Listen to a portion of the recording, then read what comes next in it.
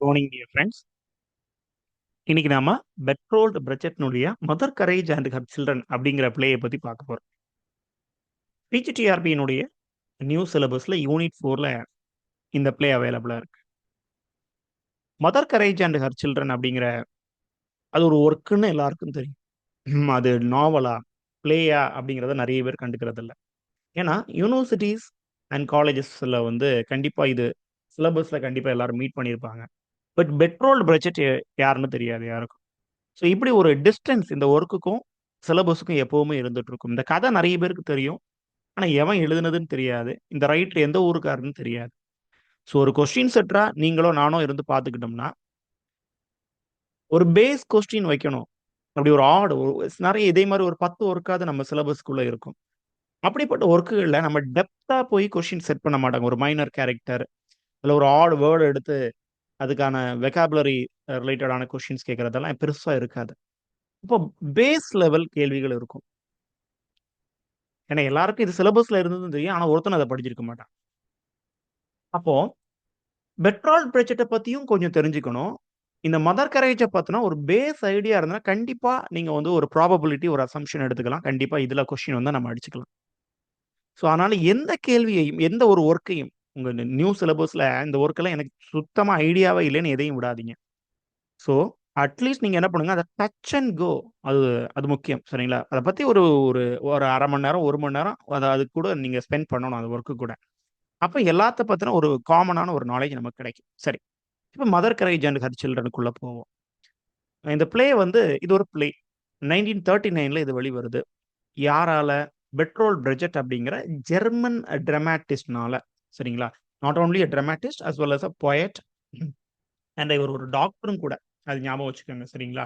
டாக்டரும் கூட. அண்ட் இந்த பிளே ஆக்சுவலா இது என்னன்னா, முதல்ல அவருடைய ஆரிஜின் தெரிஞ்சுப்போம். ஜெர்மன் ரைட்டர் அப்படின்னு தெரிஞ்சுட்டோம். ஆனா இவர் ஜெர்மன்ல மட்டும் இருக்க மாட்டாரு. உலகம் ஃபுல்லா சுத்தி வருவார். உலகம்னா யூரோப்ல மத்த பகுதிகள். ஸ்விஸ், அப்புறம் போலந்து, ஸ்வீடன் இப்படிங்கிற நகரங்கள் எல்லாத்தையும் சுத்தி வருவார். ஏன் அப்படின்னா, இவர் வாழ்ந்த காலகட்டம் பாருங்க. 1898 to 1956. First world war cross பண்ணியிருக்காரு. செகண்ட் வேர்ல்டு வார கிராஸ் பண்ணியிருக்காரு. இந்த வேர்ல்டு வார பத்தி ஏன் நான் பேசுறேன்னா, Mother courage and her children war டைம்ல நடந்த ஒரு இன்சிடென்ட்ட பத்தின ஒரு கதை தான். ஓகே. இவருடைய அனுபவம் முதல் உலகப் போர், 2வது உலகப் போர். ஓகேங்களா? 56 வரை வாழ்ந்திருக்காருன்னா, முதல் 2 உலகப் போர்களையும் அவர் ஃபேஸ் பண்ணியிருக்கிறாரு. ஜெர்மன்ல இருந்தவங்க ரொம்ப அதிகமா. அவங்க ஜெர்மன் ஒரு அலைன்ஸ்ல இருக்கும். ஜெர்மன் மக்கள் நெறைய பேர் அதுக்கு எதிர்ப்பு. ஏன்னா, ஜெர்மன் தங்கள தூய்மையானவர்களாகவும், ஜெர்மனி பீப்பிள் ஜூஸ ரொம்ப தன்னுடைய எதிரிகளாகவும் பாவிச்சு சண்டை நடந்திருக்கும். ஸோ எல்லா நாட்டுக்கும் ஜெர்மனிக்கு மேல பயங்கர கடுப்பு. ஜெர்மனா ஒரு பக்கமா ஒதுக்கிருவாங்க. ஜெர்மன், இட்டாலி நாசிசமும், பாசிசமும் உலகப் போர்ல தனித்து விடப்பட்டிருக்கும். கூட ஜப்பானையும் சேர்த்துப்பாய்ங்க. அதனால தான் ஜப்பான் மேல கடைசி குண்டு போடுவாங்க. அப்ப அந்த ஜெர்மன் நாட்டுக்கு இருந்துட்டு, ஜெர்மனுக்கு எதிராவே எழுதினா சும்மா விடுவாய்ங்களா? இருக்கிறது ஹிட்லர். இப்ப ஹிட்லருக்கு எதிராவே எழுத ஒரு துணிச்சல் படைச்ச ஒருத்தன் தான் பெட்ரோல் பிரிட்ஜெட். அதனால தான் ஊர் ஊரா சுத்துறாரு. சொந்த நாட்டுல இருந்தா, ஜெர்மன்ல இருந்தா போட்டு தள்ளிருவாய்ங்கன்ட்டு, ஊர் ஊரா சுத்துன மனுஷன் இவரு. எப்போ ஊருக்கு வருவார் அப்படின்னா, அவர் சாகறதுக்கு கொஞ்ச நாளைக்கு முன்னாடி தான். That means second world war முடிஞ்ச அப்புறம் தான். 1945ல வந்து ஜ நா அ ஹிட்லர் என்ன பண்ணியிருப்பாரு, சூசைட் பண்ணிப்பாரு. அப்புறம் எல்லாம் ஒரு ஒழுங்குக்கு வரும். 2ண்ட் வேர்ல்ட் வார் முடியும் பொழுது. அதுக்கப்புறம் தான் தலைவர் ஊருக்குள்ள வருவார். அதனால ஊர் ஊரா போய் என்ன பண்ணுவாருன்னா, தியேட்டர்ஸ் அரேஞ்ச் பண்ணி, அதுல பிளே எனாக்ட் பண்ணுவாங்க. அதுல mother courage and and children அப்படிங்கிற ஒர்க்கையும் எனாக்ட் பண்ணியிருக்காரு. அது பின்னால ஜெர்மன் மூவியாவே வெளிவந்திருக்கு. இதுல ஒரு கேள்வி ஒரு கொஞ்சம் டெப்த்தா போய் வைக்கிறதா இருந்தா, இந்த பெட்ரோல் பிரெட்ஜெட்னுடைய மதர் கரேஜ் அண்ட் ஹர் சில்ட்ரன முதல்ல எனாக்ட் பண்ணது இவங்க தான். The Brecht and his groups தான். அதுல மதர் கரேஜ் அப்படிங்கிற அந்த ரோல பெர்ஃபார்ம் பண்ணது பார்த்தீங்கன்னா, பிரெட்ஜெட்னுடைய ஒய்ஃப். சரிங்களா? இது ஒரு எக்ஸ்ட்ரா இன்ஃபர்மேஷனா நோட் பண்ணி வச்சுக்கோங்க. சரி. அவருடைய இறப்புக்கு அப்புறமா இந்த பிளே மூவியா வெளிவருது. அந்த மூவியினுடைய பேர் பாருங்க, ஜெர்மன் ஃபிலிமா வருது. மட்டர் கரேஜ். மட்டர் மீன்ஸ் மதர் கரேஜ். அண்ட்னுடைய ஸ்பெல்லிங் பாருங்க ஜெர்மனில. அண்ட் ஹர் கிண்டர். கிண்டர்னா குழந்தைங்க. ஓகே. Her children. 1961ல இந்த மூவி வருது. ஸோ இதையும் ஒரு கேள்வியா பேச வைக்கலாம். சரி. முதல்ல பிரெட்ஜெட் பத்தி கொஞ்சம் பார்த்துட்டு, அப்புறம் மதர் கரேஜ் பார்க்கலாம். ப்ரச்செட் பொறுத்தவரையும் ஒரு ஜெர்மன் ரைட்டர். அது முதல்ல நோட் பண்ணிக்கங்க. ஆக்ஸ்பர்க், பவரியா அப்படிங்கிற ஒரு இடத்துல பிறக்குறாரு. இவர் ஒரு டாக்டர். மெடிசின் படிச்சதுனால, ஃபர்ஸ்ட் வேர்ல்டு வார்ல இவருக்கு இந்த சோல்ஜர்ஸ் கூட ஒர்க் பண்றதுக்கான ஒரு வாய்ப்பு கிடைக்குது. ஸோ அது வந்து இவர ரொம்ப பாதிக்குது. ஸோ வார், உலகப் போர்கள் மற்றும் சிவில் வார்ஸ் இதுலனால ஏற்படக்கூடிய துன்பங்கள். உண்மையிலேயே வார் அப்படிங்கிறது நல்லதுக்கா, கெட்டதுக்கா? சிலருக்கு நல்லதுக்கு, சிலதுக்கு கெட்டதுக்கு. அந்த தான் இந்த மதர் கரேஜ் அண்ட் சில்ட்ரன்ல சொல்றாரு. ஓகேங்களா? ஃபைன். அவருடைய முக்கியமான பிளேஸ் அப்படின்னா, பால், ட்ரம்ஸ் இன் த நைட் இதெல்லாம் முக்கியமானதுன்னு சொல்லலாம். அப்புறம் இவருடைய ஒரு தியரி இருக்கு. இவர் ஆல்ரெடி தியேட்டர், பெர்ஃபார்மன்ஸ்லலாம் ஈடுபாடு மிக்கவரு. அப்ப தான் போடக்கூடிய நாடகங்களுக்கு புதுசா ஒரு தியரி அப்ளை பண்றாரு. அதுக்கு பேரு எபிக் தியேட்டர். எபிக் தியேட்டர்னா அத ஒரு ஒரு பிசிக்கல் ஃபார்மா எடுத்துக்க வேண்டாம். அது ஒரு தியரியா எடுத்துக்கலாம். ஒரு அப்ஸ்ட்ராக்ட் கான்செப்ட். ஏற்கனவே இருந்த பழைய ட்ரெடிஷனல் நடைமுறைகள் எல்லாம் உடைச்சு தள்ளிட்டு, புதுசா சில தியரிய அப்ளை பண்றாரு. அதுல 2 முக்கியமான தியரி எப்படின்னு பார்த்தீங்கன்னா, ஏலியனேஷன் எஃபெக்ட். இப்ப ஜெர்மனில இந்த டெர்ம் சொல்லப்பட்டிருக்கலாம்னு நான் நெனைக்கிறேன். வோ ஃப்ரீ டங் எஃபெக்ட். வெர்ஃப்ரீ டம் எஃபெக்ட். ஓகேங்களா? எனிஹவ் ஏலியனேஷன் எஃபெக்ட் அப்படிங்கிறது நமக்கு இங்கிலீஷ்ல. ஓகே. ஒருவேள இந்த டெர்ம்ல கொஸ்டின்ல வச்சிறக்கூடாது. அதனால இந்த டெர்மையும் குடுத்துருக்கேன். ஏலியனேஷன் எஃபெக்ட் அப்படின்னா nothing but forcing the audience to think critically about social issues rather than passively accept them. ஒரு கஷ்டம் நடக்குது, ஒரு அடிமைத்தனம் நடத்துறாங்கன்னா, அத அப்படியே அக்செப்ட் பண்ணிட்டு போகாம, அத எதிர்த்து கேள்வி கேட்கும். அதுதான் ஏலியனேஷன் எஃபெக்ட். ஓகேங்களா? ஸோ இந்த அ டெக்னிக்ஸ வந்து இந்த எபிக் தியேட்டர் அப்படிங்கிற தியரிக்குள்ள வச்சிருக்காரு. இப்ப இது ஒரு முக்கியமான சாராம்சம். இந்த ஏலியனேஷன் எஃபெக்ட் அப்படிங்கிறது. அடுத்தது ஹிஸ்டரியோஃபிகேஷன். ஹிஸ்டரியோஃபிகேஷன். இது வந்து இப்ப இருக்கக்கூடிய போஸ்ட் மாடர்ன் கான்செப்ட்ல இது ரொம்ப முக்கியமா பயன்படுத்துறாங்க. ஹிஸ்டரியோஃபிகேஷன். இதனுடைய பேஸ அவர் சொல்றாரு. என்ன சொல்றாரு? Setting place in the past to comment on contemporary issues. இது 2மே மதர் கரேஜ்ல நீங்க பார்க்கலாம். ஒண்ணு அத அக்செப்ட் பண்ணிட்டு போகாம, அதுக்குள்ள அத எதிர்த்து கேள்வி கேட்கிறது. இல்லைங்களா? கிரிட்டிக்கலா அந்த சோசியல் இஷ்யூவ அணுகுறது. ஒன்று. இன்னொன்று, இப்ப இருக்கக்கூடிய ஒரு பிரச்சனை. இப்ப வந்து என்விரான்மென்டல் இஷ்யூ ஒண்ணு இருக்கு. இல்ல பெண்கள் பத்தின ஒரு இஷ்யூ இருக்கு. இத இப்போதைக்கு நடக்கக்கூடிய அப்படி டைரக்ட்டா சொன்னா லிட்டரேச்சர்ல பிரச்சனை. எல்லா போயத்திலயும் சரி, படங்கள்லயும் சரி டைரக்ட்டா சொல்ல மாட்டாங்க. இன்டைரக்ட்டா தான் சொல்லுவாங்க. அதுதான் ஹிஸ்டோரியோஃபிகேஷன். கடந்த காலத்துல இருந்து ஒரு கதைய இப்ப எடுத்துட்டு வந்துருவாங்க. இப்ப நடக்கக்கூடிய பிரச்சனைய அந்த கதைக்குள்ள சொருகிருவாங்க. கதை அப்படியே ஓடும். இப்போ நெறைய பிரச்சனைகள் நீங்க நீங்க ராவணன் ஒரு மூவி பார்த்திருப்பீங்க. மணிரத்னத்தினுடையது. பிரச்சனை இருக்குது. அத வந்து டைரக்ட்டா சொல்ல முடியாது. அதுக்கு பதிலா இப்போ அ இல்ல நம்ம சிலபஸ்ல இருக்கக்கூடிய கிரீஷ் கர்னாடியோட எல்லா ஒர்க்ஸையுமே நீங்க எடுத்து பாருங்க. அது எல்லாமே ஹிஸ்டோரியோஃபிகேஷன் தான். பாஸ்ட்லேருந்து அல்லது மித்லேருந்து ஒரு விஷயத்த கொண்டு வந்து, இன்னைக்கு இருக்கக்கூடிய ஒரு பிரச்சனைய அதுக்குள்ள சொருகி, மித்ல நடந்த மாரியே, பாஸ்ட்ல நடந்த மாரியே காமிச்சிருப்பாரு. இதுதான் ஹிஸ்டோரியோஃபிகேஷன். ஸோ, பெர்ட்ரால்ட் பிரெஜெட்னுடைய 2 முக்கியமான ஒரு கேள்வி பாயிண்ட் ஆஃப் வியூல பார்க்கணும் அப்டின்னா, ஏலியனேஷன் எஃபெக்ட் அண்ட் ஹிஸ்டோரியோஃபிகேஷன். சரி. அடுத்தது 3வது இது இதனுடைய எபிக் தியேட்டர்னுடைய ஒரு சாராம்சம். ஜஸ்டிஸ் அப்டின்னா, இந்த பார்த்தீங்களா, ஒரு நாடகம் நடிக்கும்போது இந்த கைகள், ஆ இல்ல முக பாவனைகள வச்சு நம்ம சில விஷயங்கள எக்ஸ்பிரஸ் பண்ணுவோம். அதுதான். A theatrical term referring to a physical gesture or a tableau that conveys a social attitude or meaning. பரந்த இந்த உலகத்துல, அப்புறம் நம்ம வெற்றிக்குறி அப்படின்னு சந்தானம் ஒண்ணு வைப்பாரு. நம்ம வின் பண்ண போறோம் அப்படின்ட்டு. அதெல்லாமே அந்த ஜஸ்டஸ்ல வந்துரும். ஜஸ்டர் அதுதான். ஓகேங்களா? ஃபைன். அப்புறம் பிரெச்செட் பொறுத்தவரைக்கும் ஹி வாஸ் அ மார்க்சிஸ்ட். அவருக்கு அங்க நடந்ததோ நாசிசம். ஜெர்மனில நடந்தது நாசிசம். ஆனா இவர் ஒரு மார்க்சிஸ்ட். மார்க்சிசத்துக்கும் நாசிசத்துக்கும் பொருந்தாது. நாசிசம் ஒன் மேன் ஆர்மி. ஒருத்தன் தான் தலைவர். மீதி எல்லாவனும் அடிமைகள். அதனால தான் அவர் கட்டி ஆண்டாரு இல்லைங்களா? டெமோக்ராட்டிக் கிடையாது அங்க. ஒன் மேன், சிங்கிள் மேன் அவன் தான் தலைவன். ஆனா மார்க்சிசத்துல அப்படி கிடையாது. லேபர், ஓனர் அப்படிங்கிற வித்தியாசமே அங்க இருக்காது. அதனால அந்த குழப்பம் வந்துகிட்டே இருக்கும். ஸோ ஜெர்மனிய விட்டு 1933ல இவர தொரத்திர்றாய்ங்க. இல்ல இவரு தப்பி ஓடிர்றாரு. எங்கெல்லாம் போறாரு? டென்மார்க், ஸ்வீடன், பின்லாந்து, அப்புறம் யுஎஸ்ல போய் போறாரு. கடைசியா யுஎஸ்ல இருந்து தான் இங்க திரும்பி வருவாரு. ஏன்னா யுஎஸும் எதுல இருக்கும்? வேர்ல்டு வார்ல கலந்துப்பாங்க. ஃபைன். ஸோ இந்த டைம்ல தான் அவர் வந்து இந்த பிளேஸ் எல்லாம் எழுதுறாரு. Mother courage and children, life of Galileo, good person of uh Szechwan ஓகேங்களா? ஸ்வீடன் இல்ல, சர்ச் வேன் அப்படின்னு வச்சுக்கலாம். ஓகே. ஸோ செகண்ட் வேர்ல்டு வாருக்கு அப்புறமா ஜெர்மனி திரும்புறாரு. ஏன்னா, தலைவர் போய் சேர்ந்துட்டாரு. ஹிட்லர் போய் சேர்ந்தாச்சு. அங்க ஹி எஸ்டாப்ளிஷ்ட் பெர்னிலர் என்செபிள் அப்படிங்கிற ஒரு தியேட்டர் கம்பெனிய உருவாக்கிறாரு. இதெல்லாம் தான் அந்த 1961ல அவருடைய movie mother courage and children அப்படிங்கிற ஒரு ஜெர்மன் மூவி வெளிவர்றதுக்கு ஒரு அடிப்படை. ஸோ இதெல்லாம் பேக்கிரவுண்ட் கண்டிப்பா நம்ம தெரிஞ்சுக்கிறோம். சரி. அடுத்தது அப்படியே பிளேக்குள்ள வர்றோம். Mother courage and her children. இது ஏற்கனவே சொன்ன மாரி ஒரு வார் பேஸ்டான ஒரு பிளே. இதனுடைய பேக்கிரவுண்ட் ஹிஸ்டாரிக்கல் பேக்கிரவுண்ட முதல்ல பார்த்துக்கணும். உடனடி காரணம் இந்த பிளே ஏன் எழுதணும்? இல்ல அந்த பிளேயினுடைய அந்த தீம், இந்த ஸ்டோரி பிளாட்டுக்கான உடனடி காரணம் அப்படின்னு பார்த்தீங்கன்னா, 1939ல தொடங்குன வேர்ல்டு வார். நாசிசம் world war. நாசிசத்தினால தான் வேர்ல்டு வார் நடந்தது. ஓகே. ஒரு முக்கிய காரணம் 2ஆம் உலகப் போர் நடைபெறுவதற்கு மிக முக்கியமான ஒரு காரணகர்த்தா ஹிட்லர். வெளியூர்ல இருக்கும்போது எழுதுறாரு இந்த கதைய. பெரும்பாலும் ஸ்வீடன்ல இருக்கும்போது இந்த கதைகள எழுதிர்றாரு. பக்கத்துல. ஜெர்மனுக்கு பக்கத்துல இருக்கக்கூடிய ஒரு நாடு ஸ்வீடன். ஓகே. ஃபைன். கீழ ஒரு மேப் குடுத்திருக்கிறேன். அந்த மேப்ல வந்து பார்த்தீங்கன்னா உங்களுக்கு தெரியும். ஸோ ஹிட்லர் வந்து உச்சத்துல போறாரு. புகழினுடைய உச்சத்துக்கு போறாரு. அண்ட் நாசிசத்த தலைவர் எதிர்க்கிறாரு. ஸோ இந்த வேர்ல்டு வார் எப்படி தொடங்கும் அப்படின்னா, ஜெர்மனில இருந்து தான் தொடங்குது.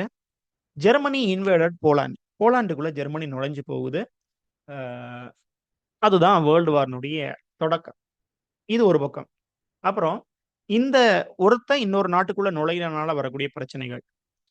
அந்த நாட்டு மக்கள என்ன காரணம்னு தெரியாது. இப்ப இந்தியா, பாகிஸ்தான் வார் நடக்குது. ஈவன் நம்ம ஊர்ல இருக்கக்கூடிய தலைவர்களே அத அக்செப்ட் பண்ணியிருக்காங்க. இந்தியா வந்து போய் சண்டை நடக்குது. ஆர்மிக்கும் சண்டை நடந்தா ஓகே. ஆனா அந்த ஊர்க்காரனும் வந்து டெரரிஸ்ட் அட்டாக் எங்க ஒண்ணு நடத்துனான்? பொதுமக்கள் மேல. நம்ம ஆர்மி பொதுமக்கள் மேல நடத்த மாட்டேங்கிறாங்க. ஆனாலும் ஆர்மி மேல நடத்தக்கூடியதுல 1, 2 விஷயங்கள்ல நம்ம என்ன பண்ணிடுறோம்? பொதுமக்களும் அதுல இன்ஜூர் ஆகுறாங்க. இப்ப இது வார்னுடைய ரொம்ப ஒரு மோசமான ஒரு எஃபெக்ட். இதுதான் மதர் கரேஜ் அண்ட் சில்ட்ரன்ல நடக்கும். ஸோ அதுல வந்து கிளைமாக்ஸ் பார்த்தீங்கன்னா, இத வந்து அப்படி ஃபைனா வந்து பிரெச்செட் சொல்லியிருப்பாரு. ஸோ இது ஒரு பிரச்சனை. இதுதான் உடனடி காரணம் இந்த பிளேயினுடைய ஹிஸ்டாரிக்கல் பேக்கிரவுண்டுக்கு. அப்புறம் இத வந்து நீங்க நெட்ல சர்ச் பண்ணீங்கனாலுமே குறைவான ஒரு இன்ஃபர்மேஷன் தான் கிடைக்குது. இத தெரிஞ்சு வச்சுக்கங்க. ஹோலோகாஸ்ட் இது வந்து பிரெச்செட்ட ரொம்ப பாதிச்சிருக்கும். ஹோலோகாஸ்ட் அப்டின்னா, ஜெர்மனி எல்லா இடத்துலயுமே வந்து பார்த்தீங்க அப்டின்னா, அந்த ஒரு அடக்குமுறைய கையாண்டுருப்பாங்க இல்லைங்களா? அதுல ஜூஸ அடிமைப்படுத்துறது, அவங்கள கூட்டம் கூட்டமா கொல்றது, துப்பாக்கி வச்சு சுட்டு கொன்னு விடுவாய்ங்க. இந்த ஜாலியன் வாலாபாக் மாரி ஜூஸ் அவ்வளத்தையும் கூட்டமா போட்டு ஒரு ரூமுக்குள்ள அடைச்சு சுட்டு கொல்றது, எரிச்சு கொல்றது, அடிமைகளா நடத்துறது, அவங்கள விலைக்கு வாங்குறது, இது எல்லாமே இந்த ஹாலோகாஸ்ட் அப்படிங்கிற அந்த ஒரு ஈவென்ட்க்குள்ள இருக்கும். அது ஒரு பெரிய ஒரு நீண்ட ஒரு நாள் நடக்கிறது இல்ல. ஒரு நீண்ட பொழுது நடந்த ஈவென்ட். ஈவன் நான் ஐ சர்ச்ட் ஃபார் த பிக்சர்ஸ். அதையே வந்து நமக்கு குடுக்க மாட்டேங்குது Google. ஏன் அப்டின்னா, ஹாலோகாஸ்ட் அப்படிங்கிறதனுடைய அந்த மக்களினுடைய ரெஸ்பெக்ட் கம்மியாயிறக்கூடாதாம் அப்படின்னு நமக்கு ரிப்ளை குடுக்குது. ஸோ ஹாலோகாஸ்ட் அப்படிங்கிறத கொஞ்சம் கூட தெரிஞ்சு வச்சுக்கங்க. அப்புறம் 30 இயர்ஸ் வார். இதுதான் நம்ம கதைக்களம். ஸோ கதையினுடைய பிரசன்ட்ட பார்த்துட்டீங்க இல்லைங்களா? பிரசன்ட் அப்படிங்கிறது 33ல ஆரம்பிக்குது. 39 டூ 45ல நடந்தது. அது பிரசன்ட். அதுல ஒரு பாஸ்ட்ட புகுத்துறாரு. பாஸ்ட்ட தான் கதைக்களமா எடுத்துக்கிட்டு, இந்த இன்னைக்கு இருக்கக்கூடிய பிரச்சனைய சொல்றாரு. 30 இயர்ஸ் வார் 1618 டூ 48. ஸோ இங்கிலாந்துலயும் ஒரு 30 இயர்ஸ் வார் இருக்கும். வார் ஆஃப் ரோசஸ் அப்படின்னு அத சொல்லுவோம். எந்த இயர்லேருந்து எந்த இயர் வரைக்கும் அப்படின்னு மென்ஷன் பண்ணுங்க கமெண்ட்ல. ஸோ இந்த 30 இயர்ஸ் வார் 18 டூ 48. ஸோ இந்த பிளே பிரச்சனை இருக்கிறது 20ஆம் நூற்றாண்டுல. அதுக்கான கதைக்களத்த 17ஆம் நூற்றாண்டுல கொண்டு வைக்கிறாரு தலைவர். இதுதான் ஏற்கனவே நம்ம எபிக் தியேட்டர்ல ஒரு விஷயம் பார்த்தோம். என்னது? ஹிஸ்டரியோஃபிகேஷன் அதுதான். Place setting place in the past to comment on contemporary issues. நிகழ்கால பிரச்சனைகளை பேசுறதுக்கு கடந்த காலத்துல இருக்கக்கூடிய கதைக்களங்களுக்கு போறது. இது ஹிஸ்டோரியோஃபிகேஷன். சரி. அப்ப உங்களுக்கு விஷயம் ஓரளவுக்கு புரிஞ்சிருக்கும். It's an allegory. Okay. Anti war message இதுல என்ன இருக்குது? ஆன்டி வார் மெசேஜ் இருக்குது. மீதியெல்லாம் சேம் விஷயங்கள் தான் சொன்னதுதான். ஸோ இதனுடைய கேரக்டர்ஸ் பார்க்க வந்துருவோம். Mother courage. ஸ்டார்ட்டிங்ல சொன்ன மாரி ஒரு பேஸ் கேள்வி வைக்கணும் அப்டின்னா, இந்த மதர் கரேஜினுடைய பேர் என்னன்னு கேட்கலாம். அன்னா ஃபெர்லிங். ஓகே. அன்னா ஃபெர்லிங். அவங்க வந்து ஒரு வேகன் வச்சிருக்காங்க. அந்த வேகன தள்ளிக்கிட்டே இந்த போர் நடக்கும்போது, இந்த போர்ல இருக்கக்கூடிய சோல்ஜர்ஸுக்கு இல்ல ஹை அத்தாரிட்டீஸுக்கு, மத்த மக்களுக்கு போர் சம்பந்தமா வரக்கூடிய ஒர்க்கர்ஸ்க்கு உணவு சப்ளை பண்றது, ஆ இந்த ஆல்கஹால் சப்ளை பண்றது, அவங்களுக்கு தேவையான விஷயங்கள், சாப்பாடு இதெல்லாம் குடுக்குறது வந்து இவங்களுடைய வேலை. இவங்க ஒரு ஒரு வண்டி வச்சிருக்காங்க. அந்த வண்டியில வேற மிஷின்ஸோ, இல்ல மாடுகளோ எதுவும் இல்ல. இவங்களுடைய பிள்ளைகள வச்சு தள்ளி அப்படியே கொண்டு போயிட்டே இருப்பாங்க. வியாபாரம் பார்க்குறாங்க. அந்த போர் டைம்ல அப்போ போர் இவங்களுக்கு பொறுத்தவரைக்கும் நல்லதா தெரியுது முதல்ல. ஓகே. ஒரு கேன்டீன் வுமன். அப்புறம் அவங்களுடைய மூத்த பையன் அ எய்லிஃப் சரிங்களா? இவன் என்ன பண்றான் அப்படின்னா, மதர் கரேஜ்க்கு அந்த ஆனா ஃபெர்லிங்க்கு ஹெல்ப்ஃபுல்லா இருக்கிறான். அம் இந்த ப்ளே தொடங்கி சாப்டர்ஸ் வைஸா போகும். அதுல ஃபியூ தொடக்கங்கள்லயே என்ன ஆயிரும் அப்படின்னா, எய்லிஃப ரொம்ப கம்பல் பண்ணி மிலிட்டரில கொண்டு சேர்த்துருவாய்ங்க. ஸ்வீடன்காரங்க தன்னுடைய மிலிட்டரிக்கு ஆள் தேவ. போர் 30 வருஷமா நடந்துட்டு இருக்கு. இல்லீங்களா? அந்த போர் ஆள் தேவ அப்டின்ட்டு எய்லீஃப தூக்கிட்டு போயிருவாய்ங்க. அடுத்தது அவனுடைய சகோதரன் ஸ்விஸ் சீஸ். இவனும் என்ன பண்ணுவான்னா, இவன் 2வது பையன். எய்லீஃப் மூத்தவன். ஸ்விஸ் சீஸ் வந்து இளையவன். இவனும் வந்து அம்மாக்கு ஹெல்ப்ஃபுல்லா அந்த வண்டிய தள்ளிக்கிட்டு போயிட்டு இருப்பான். நீங்க படம் இருக்கு. இதுக்கு ஒரு படமே இருக்குது. மதர் கரேஜ் அண்ட் சில்ட்ரனுக்கு. அத பார்த்தீங்கன்னா தெரியும். 2 பேரும் வண்டி தள்ளிட்டு வருவானுங்க. மிடில் சன் இவனும் என்ன பண்ணிருவான்னா, மிலிட்டரில போய் ஜாயின் பண்ணிருவான். இவன் வந்து கேஷியரா அதுல வேல பார்த்துட்டு இருப்பான். அப்புறம் ஒரு ஒரு பொண்ணு கேட்ரின். அப்ப மொத்தம் 3 புள்ளைங்க. எய்லிஃப், சுஸ்சிஸ், கேட்ரின். இவங்களுக்கு பேசுறதுக்கு வராது. அ மியூட் அப்படின்னு தான் அந்த கேரக்டர சொல்லிக்கிட்டே இருப்பாங்க. அப்ப ரொம்ப பாசமானவங்க. அ அம்மா மேல ரொம்ப பாசமா இருப்பாங்க. அண்ட் நாட் ஒன்லி அம்மா மேல இல்ல. தன்னுடைய இன மக்கள் மேலயும் ரொம்ப பாசமா இருப்பாங்க. தன்னுடைய நாட்டு மக்கள் மேலயும் பாசமா இருப்பாங்க. அப்புறம் இதுல வரக்கூடிய ஒரு வித்தியாசமான கேரக்டர் குக்கு. இந்த குக்கு வந்து டச்சுக்காரன் அப்படின்னு டெக்ஸ்ட்ல சொல்றாங்க. இவனுக்கும் மதர் கரேஜுக்கும் ஒரு சின்ன ஒரு ஒரு ரிலேஷன்ஷிப் ஓடிக்கிட்டே இருக்கும். டீசென்ட்டான ஒரு ரிலேஷன்ஷிப். குக்குக்கு வந்து மதர் கரேஜ் ரொம்ப புடிச்சு போகும். மதர் கரேஜுக்கும் குக்க புடிச்சிருக்கும். ஆனா குக் என்ன கண்டிஷன் போடுவான்னா, at the end of the ஸ்டோரில, நீ வந்து கேத்தரின் மட்டும் தான் அவங்க கூட இருப்பாங்க. கேத்தரின வுட்டுட்டு வந்தா, வி கேன் கெட் மேரிட். நான் வந்து உன்ன வீட்டுக்கு கூட்டிட்டு போறேன் அப்படின்னு. ஆனா மதர் கரேஜ் கண்டிப்பா சொல்லிருவாங்க, நான் கேத்தரின வுட்டுட்டு வரமாட்டேன் அப்படின்னு குக் ஓடி போயிருவான். அப்புறம் இன்னொரு கேரக்டர் சாப்ளின். ஆக்சுவலா இது ஒரு ரிலிஜியஸ் கேரக்டர். ஆனா போர் நடக்கிறனால இவன் என்ன வேல வேணா பண்றதுக்கு ரெடியா இருப்பான் சாப்ளின். மதர் கரேஜ் கூட ஹெல்ப் பண்ணுவான். மதர் கரேஜ் கூட கடைக்கு போய் திங்ஸ் வாங்கிட்டு வருவான். வண்டி தள்ளுவான். எல்லா வேலையும் செய்வான். கடைசி இதுல வந்து போர் முடிய போகுதுன்னு சொன்னோனே, அவனுடைய அங்கியெல்லாம் எடுத்து போட்டுக்கிட்டு, நான் ரிலிஜியஸ் வேலைய பார்க்க போறேன் அப்படின்னு வந்துருவான். அப்புறம் இதெல்லாம் மைனர் கேரக்டர்ஸ். Recruiting officer. இவன் தான் பெய்லிஃப வலுக்கட்டாயமா மிலிட்டரிக்கு தூக்கிட்டு போறது. அப்புறம் விட்டி பார்ட்டர். ஓகேங்களா? இந்த ஒய்ய வேணா சைலன்ட்டா வச்சுப்போம். விட்டி பார்ட்டர் இவங்க வந்து ஒரு ப்ராஸ்டியூட். தொடக்கத்தில ப்ராஸ்டியூட்ன்னு சொன்னாலும், இந்த மிடில் ஆஃப் த பிளேல வந்து இவங்க திருந்தி ஒரு மிலிட்டரி ஆஃபிசர மேரேஜ் பண்ணிக்கிட்டு, அவங்க கூட போற மாரி கதையில இருக்கும். ஸோ நம்ம கதையினுடைய சம்மரி பார்க்கறதுக்கு முன்னாடி, அந்த மேப்ப கொஞ்சம் பாருங்க. இது யூரோப்பினுடைய மேப். ஸோ இப்ப கதைக்களம் மெயினா வந்து இங்க இருக்குது. ஸ்வீடன்ல இருக்கும். Kingdom of Sweden. ஆ இத சுத்தி இருக்கக்கூடிய மத்த எல்லா இடங்களையும் பாருங்க. ரஷ்யா இந்த பக்கம் இருக்கு. டென்மார்க் இங்கிட்டு இருக்கு. பாலிஷ் இங்க இருக்கு. அப்புறம் மீதி இருக்கு ஹங்கேரியன் இருக்கு. ஆஸ்ட்ரியான்னு இருக்குது. இதெல்லாமே இந்த வேர்ல்டு வார் பத்தி நம்ம தெரிஞ்சுக்கணும்னா, இது எல்லாமே நீங்க தெரிஞ்சுக்கணும்.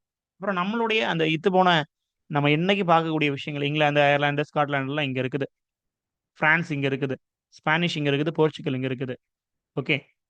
ஸோ இதுல முக்கியமா நீங்க தெரிஞ்சுக்க வேண்டியது ஜெர்மனி எங்க இருக்குது? ஏன்னா தலைவர் வந்து ஜெர்மனிய தான் ஒரு அடையாளமா வச்சு சொல்றாரு. யூரோப்புக்குள்ள ஜெர்மனி இருக்குதா? இல்லையா? அத மட்டும் எனக்கு கமெண்ட்ல சொல்லுங்க. ஓகேங்களா? யூரோப்புக்குள்ள ஜெர்மனி இருக்குதா? இல்லையா? ஏன்னா நான் முதல்ல சொன்னேன் ஜெர்மனி வந்து பாலிஷுக்குள்ள படையெடுத்து போனாங்க அப்படிங்கிறதையும் நான் சொல்லிக்கிட்டேன். ஸோ ஜெர்மனி யூரோப்புக்குள்ள இருக்குதா? இல்லையா? இல்ல எந்த கண்டத்துக்குள்ள இருக்குதுன்னு எனக்கு சொல்லுங்க. ஸோ மொத்தம் இதுல ஒரு 12 சாப்டர்ஸ் இருக்குது. இந்த ஸ்டோரி எப்ப ஆரம்பிக்குது, எப்ப முடியுது அப்படிங்கிற இயர்ஸ மட்டும் நீங்க கரெக்ட்டா குறிச்சு வச்சுக்கங்க.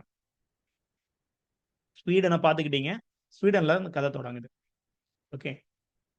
மதர் கரேஜும் அவங்களுடைய 3 பிள்ளைகளும் அப்படியே வண்டிய தள்ளிக்கிட்டு வந்துட்டு இருக்காங்க. அதுதான் சீன் செட் ஆயிருக்குது.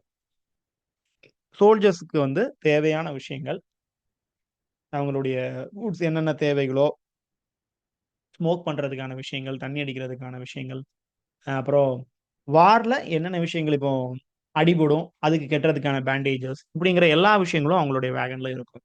ஆனா வேகன் பாத்தீங்கன்னா சின்ன துண்டு தான் இருக்கும். ஆனா அதுக்குள்ள இருக்குன்னு ஆதர் சொல்றாரு. நம்ம நம்பிக்கிறோம். ஓகே. அப்ப இந்த சீன் 1லயே என்ன நடக்குது அப்டின்னா, மொத்தம் 12 சீன்ஸ் அல்லது 12 சாப்டர்ஸ்ன்னு நீங்க எடுத்துக்கிட்டாலும் சரி. ஓகே. அதுல 1624ல கதை தொடங்குது. ஸ்ப்ரிங் சீசன் வந்து ஸ்ப்ரிங்கா இருக்குது. மாறி, மாறி ஏன்னா இவங்க ஸ்ப்ரிங் வரும், வின்டர் வரும், சம்மர் வரும் எல்லாத்தையும் இவங்க ஃபேஸ் பண்ணுவாங்க. மதர் கரேஜ் வந்து தன்னுடைய வார் வந்து அவங்களுக்கு ரொம்ப பிடிக்கும் மதர் கரேஜுக்கு. மதர் கரேஜினுடைய பேரு ரொம்ப முக்கியம். ஏற்கனவே சொல்ட்டேன். ஆனா ஃபெர்லிங். ஓகே. நெறைய இடங்கள்ல இத சொல்ல மாட்டாங்க. ஆனா ஃபெர்லிங் அப்படிங்கிறது ஞாபகம் இருக்கட்டும். இந்த ஆனா ஃபெர்லிங் வந்து அம் வார்னுடைய டேஞ்சர் எல்லாம் தெரியும். ஏன்னா, இவங்களுடைய ஒரு husbands, one of the husbands அதுல ஒருவர். ஸோ நீங்க புரிஞ்சிருப்பீங்கன்னு நெனைக்கிறேன். இவங்க 2, 3 ரிலேஷன்ஷிப்ல இருப்பாங்க. அதுல இந்த ஏலீஃப், அ சுவிட்சஸ், கேட்ரின் 3 பேருமே 3 வெவ்வேறு தகப்பனார்கள் இவங்களுக்கு.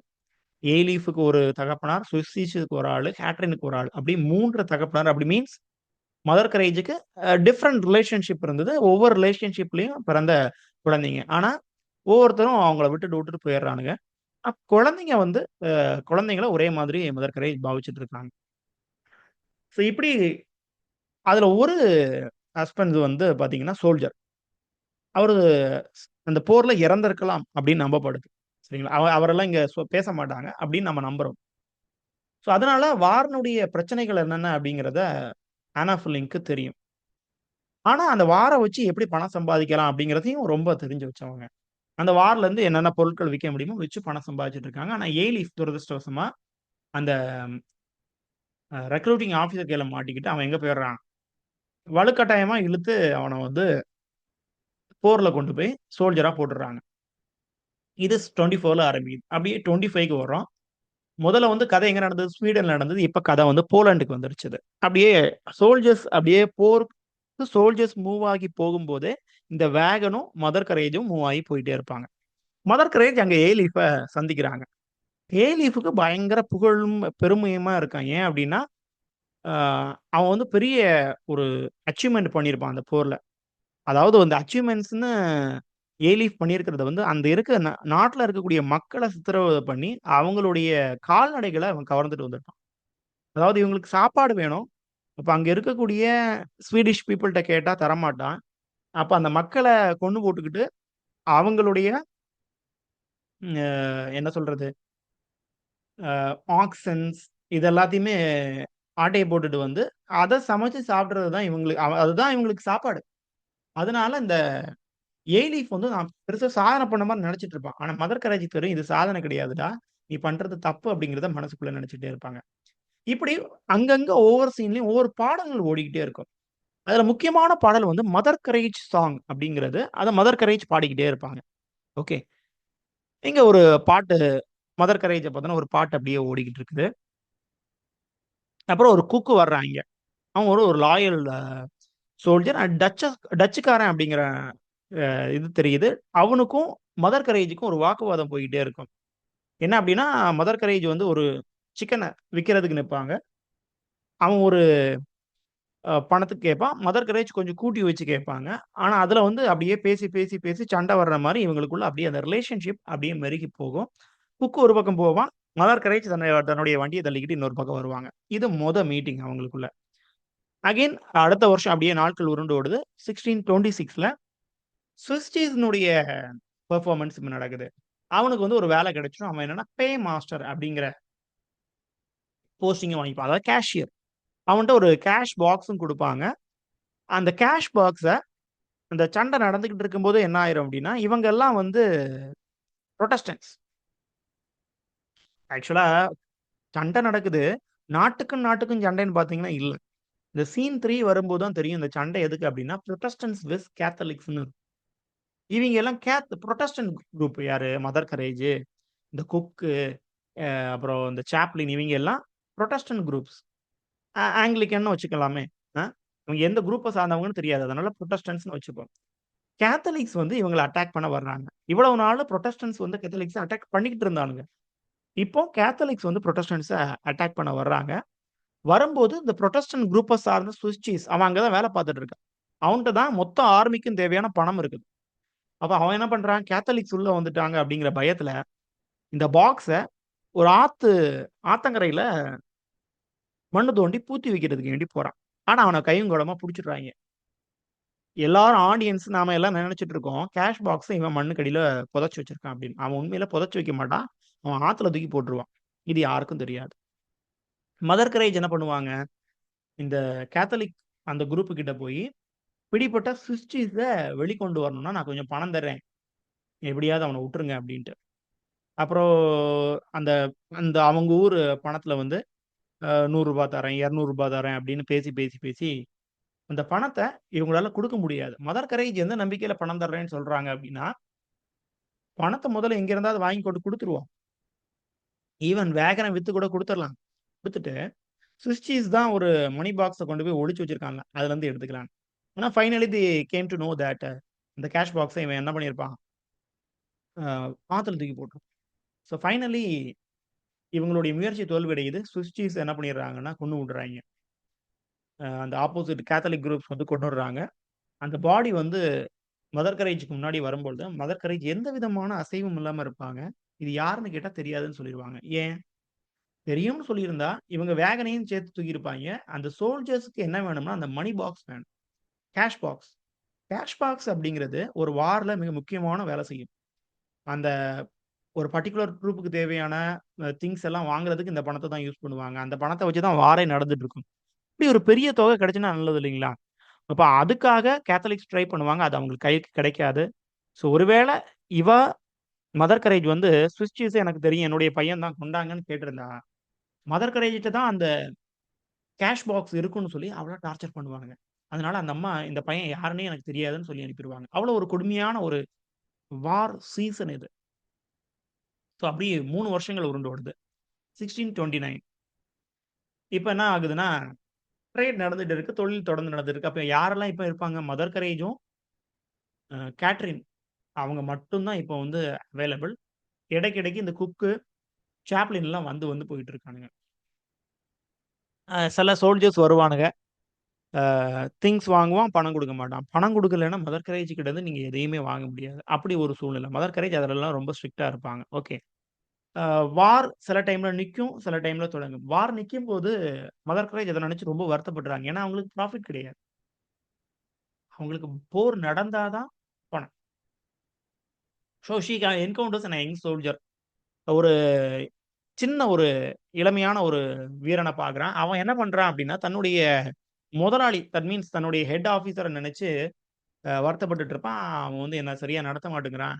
இன்ஜஸ்டிஸா நடத்துறாங்க அப்படின்னு அந்த கம்ப்ளைண்ட்ட சொல்லிட்டு இருப்பா. But she advices. போர்னா இப்படிதான் இருக்கும். ஹெட் ஹெட் பீப்பிள் எல்லாம் இப்படிதான் இருப்பாங்க அப்படின்னு யாருக்கு அட்வைஸ் பண்றா அப்படின்னா, அந்த யங் சோல்ஜருக்கு அட்வைஸ் பண்றா. ஓகே. பண்ணிட்டு she sings a song. The song of the great capitulation. கேள்வி எப்படி வைப்பாங்கன்னா, மதர் கரேஜ் சாங் அப்படின்னு ஒரு சாங் இருக்குது. அத பாடுனது மதர் கரேஜ். வெரி ஃபர்ஸ்ட் சீன்ல பார்த்தோம். இங்க சீன் 4ல பார்க்குறோம். The song of the great capitulation. அதாவது மார்க்சிஸ்ட் இல்லைங்களா பிரெச்சட். அதனால அத எழுதுறாரு. வேலை செய்றவனுக்கு பணம் குடுக்கணுமா இல்லையா? அப்போ ஒரு சோல்ஜர் என்ன பண்றான், எனக்கு சரியான வேஜஸ் கிடையாது. எனக்கு அநியாயம் நடக்குது. எனக்கு மட்டும் இல்ல எல்லாவனுக்கும் நடக்குதுன்னு சொன்னோனே, இந்த கிரேட் கேபிட்டலைசேஷன் அப்படிங்கிற சாங்க வந்து மதர் கரேஜ் பாடுறாங்க. அப்படியே சீன் போகுது. ஆ மதர் கரேஜ் வந்து அடுத்து திரும்ப அப்படியே மூவ் ஆயி போயிட்டே இருக்கிறாங்க. இந்த சமயத்துல கேத்ரீன வந்து என்ன பண்ணிடுறான் அப்படின்னா, ஒரு சோல்ஜர் என்ன பண்ணிடுறான்னா, சோல்ஜர் வந்து அ ஹி அட்டெம்ப்டட் ரேப். அது வந்து கேத்ரினுடைய லைஃப்ல ஒரு பெரிய ஒரு மறக்க முடியாத ஒரு ஒடுவா மாறிருது. அண்ட் அதுவும் இல்ல, அவ வந்து ஒரு டைம்ல வந்து திங்ஸ் பர்ச்சேஸ் பண்றதுக்காக சந்தைக்கு போயிட்டு வரும்போது, திரும்பி வரும்போது பெரிய வூண்டோட வருவா. முகம் ஃபுல்லா கீறலா இருக்கும். முகத்துல ஒரு பெரிய காயம், ஒரு ஸ்கார் இருக்கும். அதனால மதர் கரேஜ்க்கு கேட்ரின பத்தின கவலை இன்னும் அதிகரிச்சுட்டே இருக்கும். ஏற்கனவே ஒண்ணு அவங்களுக்கு பேச முடியாது, மியூட். இன்னொன்னு வந்து இந்த ரேப் அட்டெம்ப்ட். அதுக்கப்புறம் வந்து பார்த்தீங்கன்னா, இப்போ மார்க்கெட் போயிட்டு வரும்போது தன்னுடைய முகத்த சிதைச்சுட்டு வந்திருக்கிறா. இப்ப இதெல்லாம் சேர்ந்து அவளுக்கு மேரேஜ் அப்படிங்கிறது ரொம்ப ஒரு எட்டாக்கனியாக மாறிக்கிட்டே இருக்குது. அப்படியே சீன் மாறுது. சீன் 6 1631ல நடக்குது. இது எந்த இடத்துல நடக்குதுன்னா, லிவோனியா அப்படிங்கிற இடத்துல நடக்குது. ஓகே. ஒரு தலைவன், படைத்தலைவன் வந்து இறந்து போயிடுறான். இப்ப அந்த ஜெனரல் இறந்ததுக்கு எல்லா சோல்ஜர்ஸும் அங்க போய் அந்த ஜெனரலுக்கு இறுதி மரியாதை செலுத்தணும். ஆனா, அவனுடைய பெரிய ஆபீசர்ஸ் வரைக்கும் அவனுடைய ஃபியூனரலுக்கு போகல. மதர் கரேஜுக்கு வருத்தமா இருக்கு. ஆ ஆனா, அந்த ஜெனரல சுத்தி இருக்கக்கூடிய சோல்ஜர்ஸ் ஒரு பேரும் என்ன பண்ணலன்னா, வருத்தப்படல. மதர் கரேஜ் இதுதான் லைஃப். இப்படிதான் இருக்கும் வாழ்க்கை அப்படிங்கிறத நெனச்சுட்டு, வார் முடியல அப்படின்னு தடவ கவலைப்படுறான். ஒண்ணு ஸ்விஸ் சீஸ் செத்து போயிட்டான். ஏலீஃப் என்ன ஆனான் அப்படிங்கிறது தெரியல. கேட்ரினுக்கு இப்படி ஒரு சம்பவம் நடந்து போச்சுது. இப்ப அந்த ஜெனரல் இறந்த அப்புறம் தான் அவ கவலைப்படுறா. ஓகே. ஷி ஆனாலும் என்னது வேற வழி கிடையாது. இதுதான் என்னுடைய வாழ்க்கை. ஏன்னா 3 குழந்தைகளும் செத்து போகும். 3 பேரும் இறந்த அப்புறமா அவ வியாபாரம் பண்ணுவா. So she prepares to continue her trade. இப்படி சீன் 7க்கு வர்றோம். அ பாட்டு அகைன் திரும்பியும் பாட்டு பாடுறாங்க. Song of the mother and the soldier இப்போ. முதல்ல மதர் கரேஜ் சாங். அதனுடைய பேரே மதர் கரேஜ் சாங். இப்ப என்னது a song of the mother and soldier அப்படிங்கிற பாட்ட பாடிக்கிட்டே வர்றாங்க. இதுல இந்த பாட்டு என்ன சொல்லும் அப்படின்னா, என்ன சண்டை நடக்குது? சண்டை எதுக்காக நடக்குது? இந்த சண்டையின் மூலமா யாரெல்லாம் பணம் அதாவது லாபம் யாரெல்லாம் பெரட்டுறாங்க? தான் தான் லாபம் பெரட்டக்கூடிய ஆளு. அதையும் புரிஞ்சுக்கணும். ஸோ எப்படி தான் வந்து உறவுகள்ட்ட இருந்து டிட்டாச்ட் ஆகி இருக்கிறேன். ஏன்னா பிசினஸ்ன்னு ஆகி போச்சுது. அதனால அ இப்ப நமக்கு ஏதாவது செஞ்சா சாப்பாடு கிடைக்குமா? அந்த survival the fit of the fittest of the survival of the fittest அதான் கரெக்ட்டான வார்த்தை. சர்வைவல் ஆஃப் த ஃபிட்டெஸ்ட் அதுதான் அவளுடைய பாணியா போயிட்டு இருக்குது. அண்ட் 1632ல அப்படியே கடந்து வர்றோம். சீன் 8க்கு வர்றோம். ஆ மதர் கரேஜ் வந்து ரொம்ப காலகட்டத்துக்கு அப்புறமா என்ன பண்றாங்கன்னா, ஷி ரியலைசஸ் பீஸ். அப்ப மனுஷனுக்கு பணம் முக்கியமா? நிம்மதி முக்கியமா? அப்படின்னா, நிம்மதி தான் முக்கியங்கிற முடிவுக்கு வர்ற மாரி இருப்பாங்க. ஏலீஃப் அங்க வர்றான். ஏலீஃப் தடவ மீட் பண்ணும்போது, பெரிய சாதனை பண்ணவன் அப்படின்னு அவன புகழ்ந்தாய்ங்க. இப்ப அப்பியர் ஆகும்போது அவன் ஒரு பெரிய பிளண்டர் பண்ணிட்டு வந்திருப்பான். அது என்ன ஆக்ட் அப்படின்னா, இப்ப பீஸ் டைம். அதாவது வார் இப்போ 30 வருஷம் போனா 30 வருஷமும் வார் நடக்காது. இடையில பீஸ் டைம் இருக்கும். வார ஸ்டாப் பண்ணுவாங்க. மன்னனோ, இல்ல ஒரு படை தளபதியோ இறந்தாச்சுன்னா வார் நிக்கும். இதெல்லாம் அவங்களோட ஒரு ஜென்டில்மேன் அக்ரீமெண்ட். இந்த பீஸ் டைம்ல இவன் என்ன பண்ணிடுறான் அப்படின்னா, ஒரு வீட்டுக்குள்ள போயி 1, 2 பப்ளிக்க வந்து கொன்னு விடுறான். கொன்னுகிட்டு அவங்களுடைய கேட்டில்ஸ் அதை ஏற்கனவே பண்ண மாரி கவர்ந்துட்டு வர்றதுக்கு ட்ரை பண்ணும்போது, அது தப்பா படுது. இப்போ வந்து கேத்தலிக்ஸ்னுடைய அட்டகாசம். அதாவது அவங்களுடைய கை ஓங்கி இருக்குது. அதனால அவனுக்கு தண்டனை குடுக்க போறாய்ங்க. He is going to be executed. So Mother கரேஜுக்கு இது நல்லா புரிஞ்சு போச்சு. இவன வந்து நம்ம என்ன பணம் ஸ்விஸ் சீஸுக்கே நம்ம ட்ரை பண்ணி எதுவும் நடக்கல. ஏ லீஃப்க்கும் எதுவும் நடக்காது அப்படின்னு சொல்லிட்டு, அவளுடைய வியாபாரத்த பார்க்க போயிட்டான். அ அவனுக்கு தெரியும். This is his fate. His fate அப்படிங்கிறது அ ஏ லீஃப்னுடைய ஃபேட் இதுதான். அவன் சாக தான் போறான். நம்ம வந்து ட்ரை பண்றது அப்படிங்கிறது டூ லேட் அப்படின்னு என்னுடைய சொந்த மகன் சாகப் போறதையும் அவன் வந்து சாதாரணமா எடுத்துக்கிட்டான். ஸோ இந்த குக் வர்றான், போறான், வர்றான், போறான்னு சொன்னாங்கல்ல, அவன் இப்ப தான் பேசிக்கிறான். குக்கும் ஆ மதர் கரேஜும் ஒரு நல்ல ஒரு ரொமான்டிக்கான not in an physical manner நல்ல ஒரு பேசுறதுல நல்ல ரொமான்டிக்கான ஒரு அப்பியரன்ஸ் குடுத்து பேசிக்கிட்டு இருப்பாங்க. இத யார் பார்த்துட்டு இருப்பாங்க? ஒட்டு கேட்டுட்டு இருப்பாங்கன்னா, கேத்தரின் கேட்டுக்கிட்டே இருப்பாங்க. இப்ப குக்கு அந்த கண்டிஷன் சொல்லுவான். "நீ என்ன பண்ணு, ஆ கேத்தரீன" இந்த சீன் 9ல பார்த்தீங்கன்னா, அது கரெக்ட்டா தெரியும். "கேத்தரீன வந்து நீ வந்து உட்டுட்டு வா. நம்ம 2 பேரும் எங்க போலாம்? என்னுடைய ஊருக்கு போயிரலாம்" அப்படின்னு சொல்லும்போது, மதர் கரேஜ் வந்து கேத்தரின் இத கேட்டுட்டு பாதியில போயிருவா. என்ன அப்படின்னா, "அப்ப நம்ம அம்மா வந்து நம்மள உட்டுட்டு தான் போறாங்க" அப்படின்ட்டு நெனச்சுட்டு, அவ ஒரு பக்கம் போய் இருந்துருவா. வருத்தப்பட்டுட்டு அவ தனியா இவங்களெல்லாம் வுட்டுட்டு நம்ம எங்கேயாவது ஓடிருவோம். நம்ம இருக்கிறது வந்து நமக்கு பேசவும் முடியல. இந்த வார் டைம்ல நம்மள வச்சுட்டு அம்மா கஷ்டப்பட்டுட்டு இருக்காங்க அப்டின்னு, அவ ரன் அவேக்கு வந்து ரெடியா இருப்பா. தனியா எங்கேயாவது ஓடி போயிருவோம் அப்டிங்கிறதுக்காக ரெடியா இருப்பா. ஆனா உண்மையிலே என்னன்னா மதர் கரேஜ் ரிஃப்யூசஸ். நான் வந்து கேத்தரின வுட்டுட்டுலாம் வர முடியாது. வந்தா கேத்தரினையும் கூட்டிட்டு வர்றேன். இல்ல நான் வந்து என்னுடைய டாட்டரோட இங்கேயே இருந்துர்றேன் அப்டின்னு அவளுடைய முடிவ சொல்லியிருப்பா. அண்ட் ஃபைனல் அந்த கிளைமாக்ஸ் நெருங்கும்போது என்ன ஆகும் அப்டின்னா, மதர் கரேஜ் வந்து கேத்தரின வந்து வெளிய போறதுக்கு பேக் எல்லாம் எடுத்துட்டு நிக்கிறத பாப்பாங்க. அப்போ மதர் கரேஜ் சொல்லுவாங்க, "ஏ பொண்ணு, அ நாங்க பேசுறத நீ வந்து கேட்டுருக்க அப்படின்னு நெனைக்கிறேன். அதனால தான் வெளிய போறதுக்கு ரெடியா இருக்கேன். நான் உன்ன விட்டு எங்கேயும் போமாட்டேன்" அப்படிங்கிறத சொல்லி, கேத்தரின தேத்துவாங்க. அவளுக்கு நெறைய கிஃப்ட் குடுப்பாங்க. ஒரு வாட்டி அந்த ப்ராஸ்டியூட் ஒரு கேரக்டர் பார்த்தீங்க இல்லைங்களா? The name of the prostitute a Yvette Pottier இல்லைங்களா? அந்த வெட்டி பாட்டர் என்ன பண்ணுவாங்கன்னா, 1, 2 ஷூஸு அவங்களுடைய ட்ரெஸ்ஸஸ் எல்லாம் இங்க விட்டுட்டு போவாங்க. அத வந்து கிஃப்ட்டா குடுப்பாங்க மதர் கரேஜ். அத வந்து நெறைய வாட்டி கேத்தரின் போடணும்னு ஆசைப்படுவா. அப்பல்லாம் குடுக்க மாட்டாங்க. கடைசியா அந்த இத குடுக்குறாங்க. ஸோ கேத்தரின் வந்து ஒரு நார்மலான லைஃப்‌க்கு ட்ரை பண்ணி, அதெல்லாம் மாத்திக்கிட்டு, ஒரு சோல்ஜருடைய இடத்துல தன்ன வச்சு பார்க்க ஆரம்பிச்சுட்டா.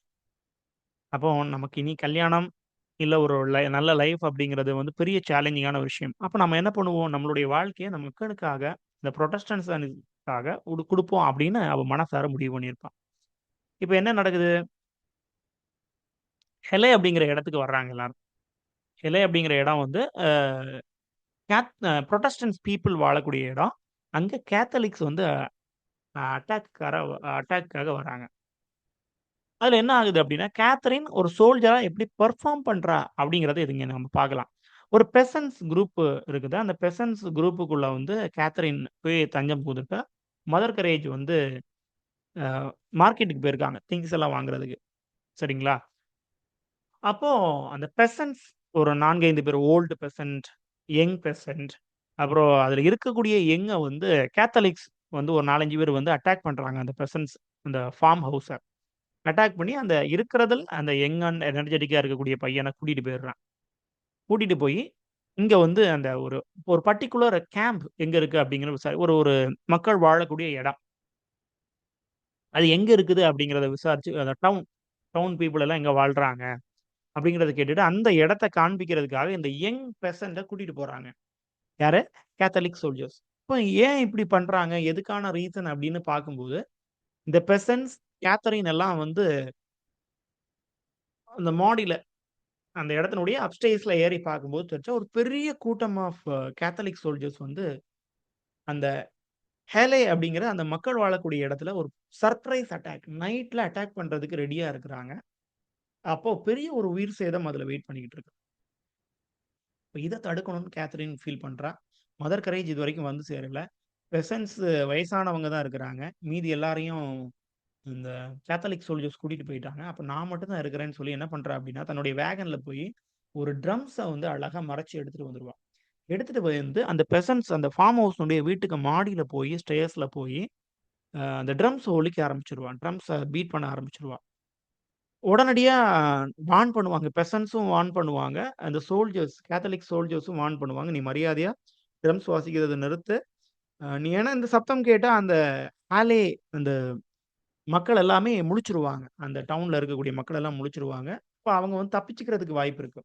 இதனால கேத்தலிக் சோல்ஜர்ஸ் வார்ன் பண்ணி பார்ப்பான். இவ கேட்க மாட்டா. உடனடியா அவள சுட்டு கொன்னு விடுவாய்ங்க. ஸோ, அவ அதிலேயே சுருண்டு விழுந்து இறந்துடுறா. மதர் கரேஜ் வர்றா. மதர் கரேஜ் யார பார்க்குறாங்க? கேத்தரின் இறந்து கிடக்குறா. கேத்தரினுக்கு தெரியும் நமக்கு வாழ்க்கை அப்படிங்கிறது பாதி முடிஞ்சு போச்சுது. அதனால மக்களுக்காக உயிர குடுப்போம் அப்படின்னு, இந்த பெரிய ஹாலே நகரத்தினுடைய மக்கள சேவ் பண்றதுக்காக கேத்தரின் வந்து தன்னுடைய உயிர குடுக்குறா. ஒண்ணு அந்த ட்ரம்ஸ்னுடைய சவுண்டு, கேத்தரின சுட்ட அந்த சத்தம். இதெல்லாம் சேர்ந்து அந்த ஹாலே மக்கள எழுப்பி அவங்கள வந்து உயிர் காப்பாத்துறதுக்கு பண்ணியிருக்கும். ஃபைனலா தனியா ஒரே ஆளா மதர் கரேஜ் வந்து இன்னும் தன்னுடைய அந்த வேகன தள்ளிக்கிட்டே போயிட்டு இருக்கிறாங்க. அந்த ஃபைனல் சீன் பார்த்தீங்க அப்டின்னா, எவன் செத்தாலும் என் பொழப்ப நான் பார்க்குறேன் அப்டிங்கிற மாரி அந்த அம்மா மூவ் பண்றாங்க. இவ்வளோ பெயின்ஸ், ட்ராமாக்கு நடுவுலயும். So finally the play ends with her solitary unbroken journey. Journey இன்னும் முடியல. போயிட்டே இருக்குது. So a testament of her tragic resilience and unending nature of her. போர் அப்டிங்கிறது ஒரு நாளும் முடிவடையாம போயிட்டு இருக்கக்கூடிய ஒண்ணு. அதுல மனுஷங்கள் சர்வைவல் ஆஃப் த ஃபிட்டெஸ்ட்‌க்கு தான் போணும். என்ன கிடைக்குதோ அத வச்சு போயிட்டே இருக்க வேண்டியது தான். ஆசாபாசங்களுக்கு அதுல வந்து இடமில்ல. அப்படிங்கிறத நம்ம புரிஞ்சுக்கிறோம். ஸோ முடிஞ்ச வரைக்கும் தவிர்க்கிறதுக்கான ஒரு முயற்சி தான் இந்த இலக்கியங்கள் அப்படிங்கிறது. ஓகே. ஃபைன். ஸோ இன்னைக்கு நம்ம பார்க்கக்கூடிய நெறைய போர்களா இருக்கட்டும். இஸ்ரேல்ல பாலஸ்தீன் ஃபைட்டா இருக்கட்டும். ஹமாஸ்னுடைய ஃபைட்டா இருக்கட்டும். அப்புறம் வந்து பார்த்தீங்கன்னா, இப்போ ரஷ்யா, உக்ரைன் வாரா இருக்கட்டும். போயிட்டே இருக்குது. விதவிதமா போயிட்டே இருக்குது. இந்த ரஷ்யா, உக்ரைன் வார் இப்ப முடிச்சுருவாய்ங்க. 2 நாள்ல ரஷ்யா வந்து உக்ரைன தீர்த்து போடுவாய்ங்க அப்படின்னெல்லாம் நியூஸ்ல சொன்னாங்க. வருஷம் 3 நாளானா ஆயிடுச்சு. போயிட்டே இருக்குது. எத்தன நாள் போக போகுதுன்னு தெரியல. We are fine. ஸோ இதோட நமக்கு மதர் கரேஜினுடைய முடிவுக்கு வர்றோம். ஸோ மதர் கரேஜ் அப்படிங்கிற ஒரு தனிப்பட்ட ஒரு ஒரு சிங்கிள் மதர்னுடைய வெயிட்டேஜ் எப்படி இருக்கு? அதுதான் இந்த ப்ளே. Thank you.